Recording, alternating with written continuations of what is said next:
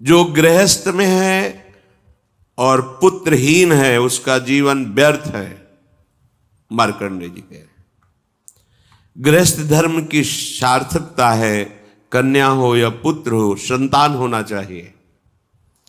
यदि नहीं तो फिर वैराग्य भावना लेकर के दोनों भजन करो,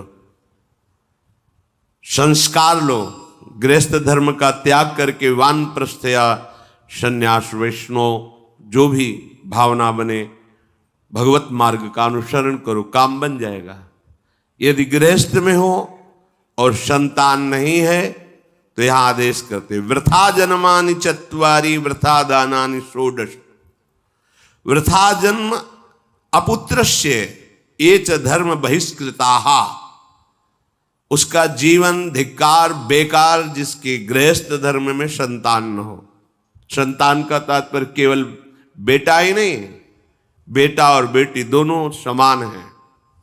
ये जो निकृष्ट भाव बैठा हुआ है, बेटी हुई उदास हो गए, लड़का हुआ थाली बजाओ घंटा बजाओ जिससे बहुत बड़ा, बिल्कुल ठीक नहीं है। ये बेटा होता किससे है? बेटी से ही होता है। तुम किससे हुए हो? किसी मां से हुए हो। वो क्या थी? किसी की बेटी ही थी। कैसी मूर्खता छा गई है, गर्भस्थ बेटी की कोई परवाह न करके उसको, ये क्या है? कितने राक्षस वृत्ति में आ गए हैं हमारी। राक्षस भी अपने बच्चों को नहीं खाते।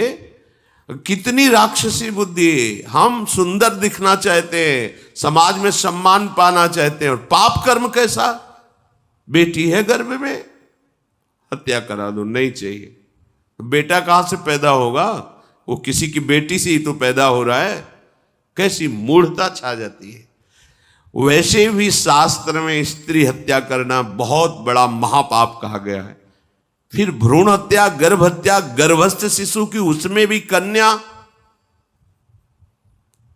सर्वनाश। इसके बाद फिर रोते हैं हमने कौन सा पाप किया, भगवान ने हमारा पुत्र छीन लिया।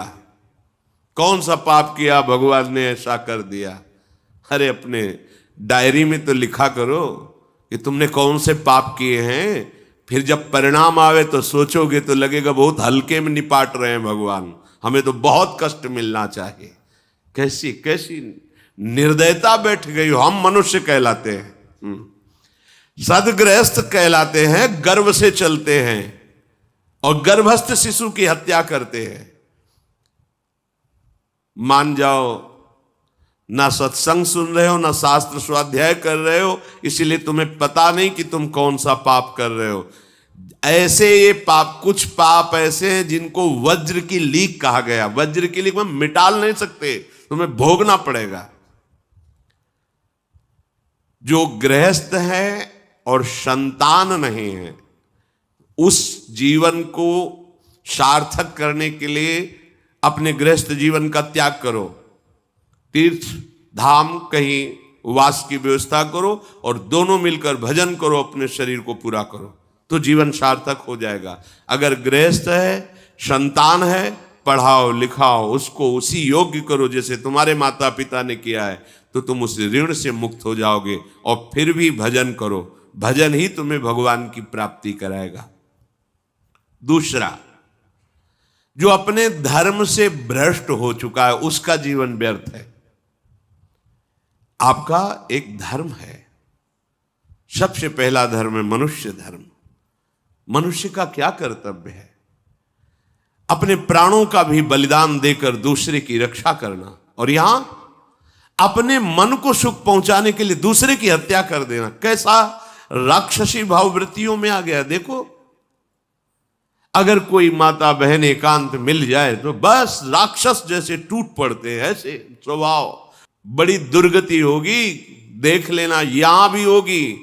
छुपा के भी कर लो, तब कर्म प्रकाशित होगा जब तुम अपराध नहीं करोगे। अपराध नहीं करोगे तब वो अपराध तुम्हें फंसाएगा और जीवन भर रुलाएगा। मरने के बाद नर्क मिलेगा। नर्क माने बड़ी जेल है, वो बड़ी जेल, ये छोटी जेल है।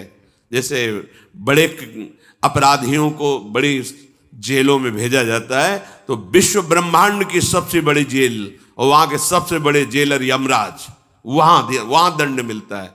आप ऐसा ना सोचिए कि ये सब गप है, गांव में जैसे बात करे तो लगता है गप है, जब जेल हो आते हैं ना तो कहते हैं। एक गांव में मिले थे, कहा था कि अगर रोज 5 जूता कोई गांव में हमें मारे तो हम उसे सह लेंगे, लेकिन दोबारा जेल जाने वाला आचरण नहीं करेंगे। दिखा रहे थे कि देखो कैसे कैसे कष्ट वहां के कैदी भी मारते हैं जो बहुत पुराने हो गए हैं, वो हमको अनुशासन में रखते हैं, ऐसा ऐसा कितना कष्ट। अब वो गया ना तो भोगा, अब माया के कारण स्मृति नष्ट हो गई नहीं, सैकड़ों बार अपने भी भोग के आ रहे हैं नरक। दूसरे उसका जीवन नष्ट है जो धर्म का त्याग कर चुका है। तुम पिता माता से प्रकट हुए, तुम्हारा धर्म है माता पिता की सेवा करना। वयोवृद्ध बेचारे माता पिता उठने बैठने में असमर्थ हैं, आप पैसे कमाने के लिए अपनी बहुली निकल गए, अब वो कष्ट भोग रहे हैं, ना उनको देखना है ना उनकी व्यवस्था करना है, मरने दो तो ठीक है।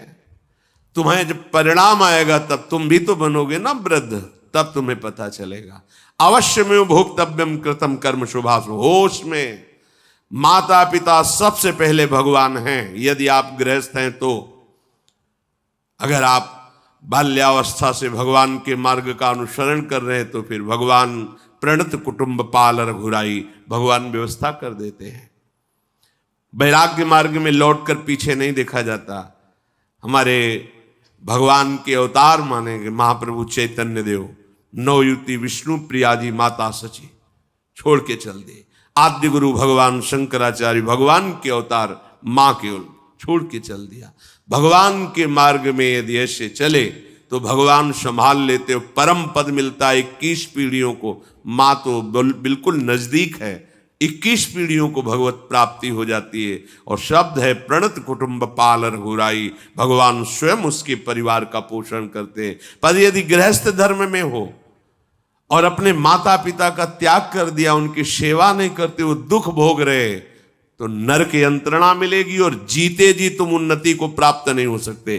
तुम्हें भले उन्नति दिखाई देती हो, बाद में परिणाम देख लेना आप।